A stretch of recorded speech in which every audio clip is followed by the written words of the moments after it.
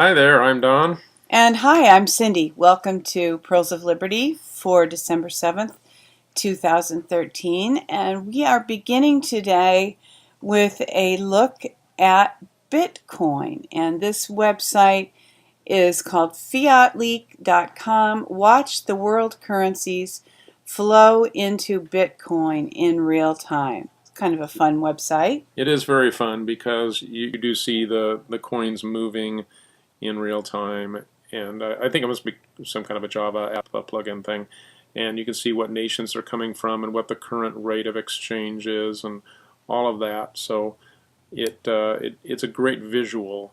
The thing about it, though, is that you only see the flow into Bitcoin. You don't see the flow back out. So it's a one-way window only, and you can't really tell from this, except if you look at the price, whether more Bitcoin is being bought or sold. So the price is down here, and for the dollars, it's down here in the lower left corner right now, and about $740. And as you know, a couple days ago, it was up over 1,000, 1,100, I think. So it's come down quite a bit in the last few days, and that's part of what's going on with Bitcoin, kind of why people are talking about it more, as people are asking the question, has the bubble popped? Well, it's the volatility of Bitcoin is always interesting because it's intended to be a replacement for currencies. But with the kind of volatility that we see in Bitcoin, it's not really practical to use as a currency. It seems like a lot of people use it more as a kind of almost a day trading type of investment where they move money quickly in and out of Bitcoin. And that, as I was doing more reading about why it was designed the way it was, that actually is by design. They wanted the coverage of Bitcoin to be large, and the way to get it large quickly is to get a lot of people trading it, and for the quick gains that they could get as it ramped up. Now, whether it's starting to level out or whether this is just a pause in the upswing. I'm tending towards thinking that it might be beginning the leveling out process. So we shall see, and I have reasons for that. Pertaining to this next article here, Bitcoin, What You're Not Being Told. And what it talks about here is, in this article, is that the size of the Bitcoin file that is downloaded to your PC is now getting very large. It's in the gigabytes. I think it's something over 11 gigabytes now. Now, you don't have to download that in the immediate time that you actually buy a Bitcoin. It's downloaded over time, so it's a quick transaction. It takes about 10 minutes for them to confirm your purchase of a Bitcoin, but that file is eventually downloaded to your PC. So hey, if you don't have space or you have a problem with that size of a file and storing it someplace, or files, if you bought more than one, you've got to have space. Or you can be a partial node. I think that feature currently being offered, and somebody will explain that in this article. They are working on overcoming this site, making it possible that not all owners have to have the full file. The reason the file is so big and it's grown so large is because it is a list of all the transactions of Bitcoin that have ever happened. It's the complete Bitcoin chain, as they call it. So that obviously is a lot of information, but that's also why it doesn't it's not centralized. It's not a little token that connects you to some big bank someplace or some even big computer someplace. It's all distributed with multiple, obviously, multiple people having copies of the same chain. So that's part of the design purpose, but I think they're running up against that size limitation. And on the FAQ on Bitcoin now, it's currently saying that they do advise people to be a full node. And as I just explained, that means you have to be able to take that whole big file, and they don't really explain that. So I guess you find that out once you do your transaction. Mm-hmm. And here's an article from LouRockwell.com broken pencil and economic analysis of Bitcoins. This is a pretty interesting analysis from a negative standpoint as well, kind of as the previous article was negative, and I kind of modified it a little bit as I will this one. Gary North, if people haven't heard of him, he's the actual author of this article that's posted at lewrockwell.com, and he's been associated with Lew Rockwell for some time, and he's a Christian and an economist of sorts. And a lot of the comments on this article kind of strike me as well, ones that I almost could have written myself, because I had the same reaction. It's like, wow, this is really disappointing. Gary North really doesn't understand, how embarrassing, etc. And it is kind of interesting that Gary North is actually calling fiat currencies like the dollar real money, and he's calling Bitcoin virtual money or virtual currency. And he's saying that the only way that you can have a virtual currency is if you have a real money and a real economy on which to piggyback. And I am thinking, okay, let me back up a little bit and say that the whole pencil analogy, what he's talking about is that the way that the economy is built, is structured, is over years and years, and nobody knows how to do any one thing, like build all the parts of a pencil, but all the steel and the wood and the graphite and all this and all that go into it.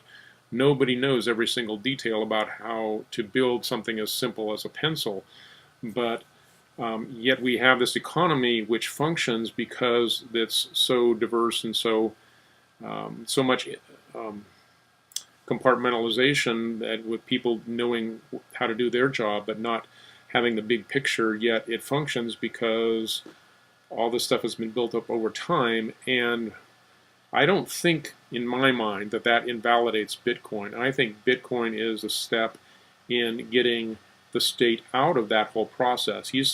Gary North is saying that the state is involved inherently because of contract law, and all this stuff is happening on the basis of contracts. All the things that go into making a pencil has to do with all these contracts that have been set up. But I do not necessarily think that has to do with courts, the court system, that in order to enforce the contracts, because the way that the system works now, what actually is going on with the courts is a bankruptcy court system. It really is all about the money. So Bitcoin is a way to actually get away from that. It doesn't have to, it's not invalidated because it's not a part of the current court system. That's actually its advantage. So yeah, I agree that Gary North is just not getting it, and he thinks that this thing can only piggyback. I think it's just a step out the door, and there are increasing numbers of brick and mortar places that do take Bitcoin, and there's a site that I meant to mention to get on here that we can also include in the notes, where it's called coinmap.org or com, I'm not sure which. But anyway, it shows all in real time, and it will grow, all the brick and mortar places that do accept Bitcoin. So the escape from the bankers' entrapment and fiat system is growing. So here we go. The coin map is coming up, and it's a global map, and you can see again, the brick and mortar, real stores that accept Bitcoin. So you go in with a thumb drive or something and pay with a Bitcoin, something along those lines. Anyway, so I think what's going on is that there is right now a campaign to crash Bitcoin and to keep it out of the hands of people. And it's very possible that the Bitcoin itself was initially set up by the NSA because they know these things will happen. So the way that they do it with their full best spectrum dominant strategy is to get out in front of it and actually create it. And the inventor is a a Japanese pseudonym. It's not a real person, so nobody knows who really came up with it.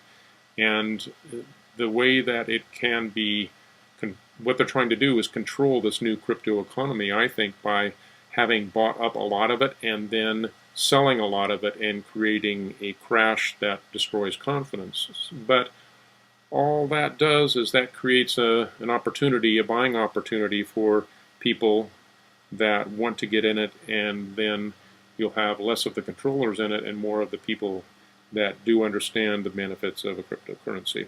So we're at the beginning of that process now, I think, and it's kind of interesting to look at Bitcoin charts. We won't pull one up today, but maybe in the future, and to see what's actually happening with it in real time.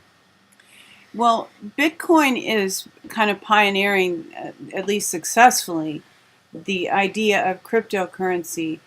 And it's likely that there will be other cryptocurrencies that maybe even will emerge that will be more successful, kind of like the old VHS, which video player is going to win the markets. And we always say Coke and Pepsi and McDonald's, Burger King, that's all set up by the powers that be, the cabal, the social engineers, that people have a choice.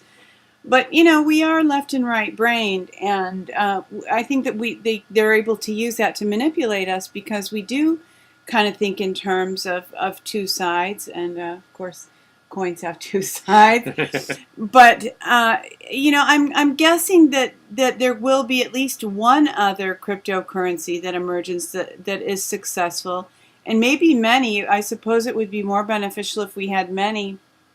And then perhaps it can be used as currency, because I think there's a real concern with the kind of volatility that we see with Bitcoin. It's just, it can go up or down $300 practically overnight. Yeah, like 20 or 30%. So, yeah, that makes it not usable as a currency. But like I said earlier, that's really... we're at the point now where it's just gotten establishing its market base. It's just got that volatility to attract people for speculation, so that it becomes widespread enough to then later become stable. And that second part of the process hasn't really quite begun yet. But anyway, I thought that Bitcoin only has one side, because it just looks like a B, and I haven't seen the other side of it yet. Yeah, perhaps we never will. I don't know. Well, the side that we can see is gold. Maybe the flip side is silver. How about that? Oh, and there are definitely other cryptocurrencies that are out there, and I have seen articles and tweeted articles that were talking about them, and they're all very small right now. And Bitcoin is the elephant in the room. So the really the cryptocurrency of choice right now. What will make it in terms of any other competitors remains to be seen. There's a handful. I've seen about 4, 5, 6 different names out there.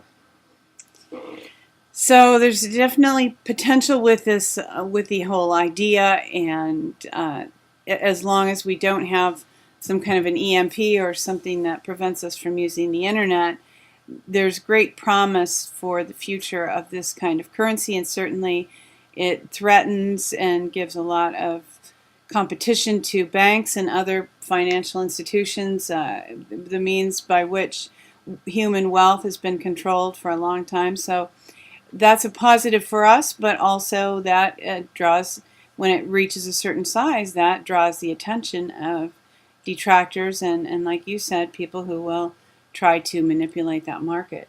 Mm-hmm. Yeah, and speaking of markets, I think as this thing grows, and you mentioned EMP events, why not market Faraday cages to put your Bitcoins in?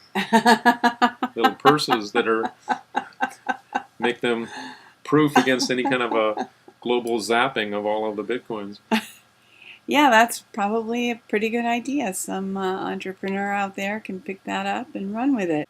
Today happens to be the anniversary of Pearl Harbor, and we don't want to spend a whole lot of time on that, but one of the thoughts that first comes to mind is the fact that Pearl Harbor was definitely used to intentionally to manipulate the U.S. into getting involved in World War II.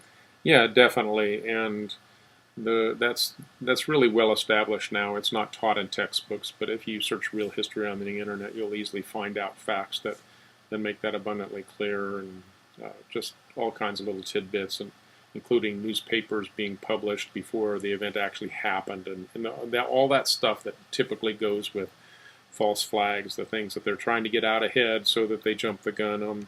That definitely happened.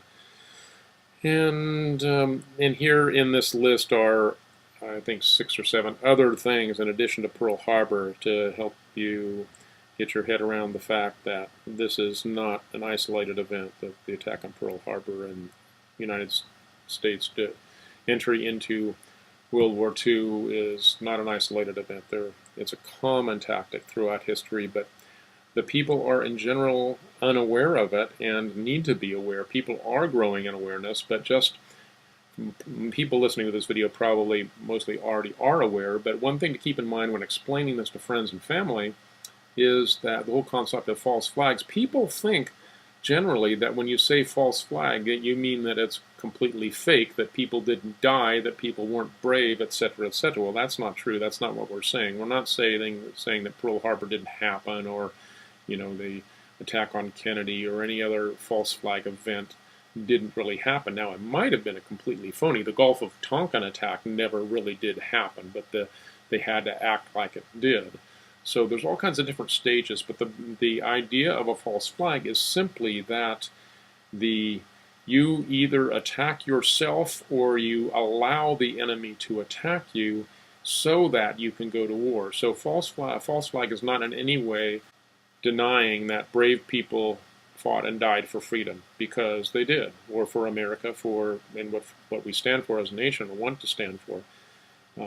But it is about our leaders betraying us and tricking us into a war, and it's about deception by the nation that gets suckered into the war that the powers that be are trying to get that nation to go into. It's about betrayal.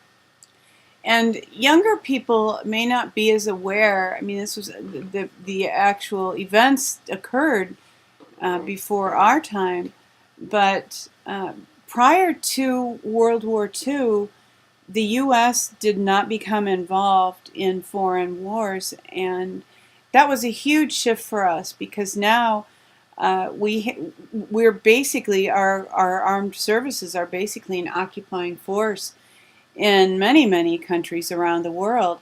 But until this event and the triggering of American involvement in World War II, our country was quite isolationist. And that was George Washington's recommendation. And I don't think isolationist is necessarily a good word to use for that, because the Founding Fathers did not want to be isolated. They wanted to trade with all nations and have a thriving, active trading economy, but not to get involved militarily, to maintain military neutrality. And that's what has been lost. In the last century, that has been lost from the United States as a culture. And that's really the way the world should function, if you think about it, is to stay out of fights that don't involve you, and be suspicious of tricks to rope you into conflicts that you shouldn't get involved in, and just be a force for good and be a trading partner to many. And that's what hopefully we can get back to in the future. And the Constitution, the actual wording of the Constitution, is that the central government is granted power to, the phrase is provide for the common defense. Now, in my mind, when the war is not in our borders or at our door, I don't necessarily see that, getting involved in foreign wars is providing for the common defense. Well, It's beyond that. that's exactly what happened at Pearl Harbor, though. It was at our doors. That's when Americans can no longer say this is not a war we should get involved in, because the the Japanese were goaded into attacking, and Americas in Hawaii were deliberately made defenseless. Now, Hawaii was a protectorate. It wasn't actually a state at that time. Didn't become a state until the 1950s sometime, but it was a place where the U.S. military were, and the attack was on the U.S. military. So that was a way of tricking us in, as I was saying earlier. And there was an international event this week that attracted a lot of attention, that being the death of Nelson Mandela. And here from WorldNet Daily, don't mourn for Mandela. And I think Don wants to look at some parallels between how Mandela is perceived and to some extent how Obama is being perceived, and how the perception differs from the reality. Yeah, there really is a makeover going on, and it's been going on for a while, but it's in full swing now with Mandela's death. And there's a lot of things that he said that you can admire him for, some really great quotes about perseverance for justice, etc. But when you actually look at his life and see what he did, he was a terrorist that did very cruel things. And you could say that the founding fathers were terrorists, but they didn't do the kind of things that Nelson Mandela did. He was in prison for acts of terrorism and refused to renounce terrorism, and so he remained in prison. And yes, apartheid was evil, and that's what he fought against, but what we have to be aware of is the problem, reaction, solution scenario. So the elites no doubt propped up the apartheid regimes, and that led to a conflict, and that was the opposition was communist, and Mandela was a communist. He was somebody who did not want the rights of private property because he saw that as being a rich white man kind of a thing. Very much the way that Obama is, although Obama's having to hide it because there's so much greater understanding among blacks and all races in America than there was in South Africa. So Mandela was more openly a communist, but in this article here, there's even people that worked with him that were terribly disappointed after, say, 6 years into his administration, once he finally got power, that realized that he was about abolishing the rule of law that had previously existed. He wasn't just about getting blacks' entrance into the system. He was about overturning that system in a way very similar to Obama because, after all, like I said, he was a communist. He did not respect private property. Here is the quote that you're referring to. Listen to Sonia Hruska. She was an early supporter of Mandela and worked in his administration. After about 6 years, Hruska said, I realized something serious is wrong. The communist elements are taking over. It's not what we were promised. And then she said that later, as a business owner, she could get 25 years in jail time if she would employ a white person. And she said, you cannot imagine that affirmative action could have gone so far. So here, this statement, it took her 6 years. She was a supporter of Mandela and worked in his administration. And even at that close range, it took her 6 years to realize that he was not the goods that she had been sold. Yeah, so we really need to look beyond the surface of what's being sold. And when we have such a glowing admiration coming from so many quarters, we have to wonder, well, is that really what the person stood for? And sorry to say, in Nelson Mandela's case, it's not true. He wasn't the man that most people think he was. He wasn't a Gandhi. He wasn't anywhere near a George Washington.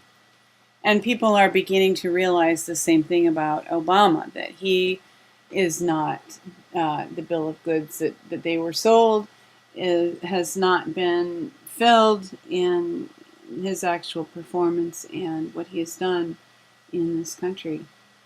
We thank you for tuning in for today's Pearls of Liberty and hope that you're having a great weekend.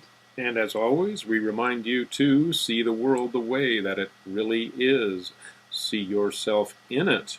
Walk your walk. You are the one you've been waiting for.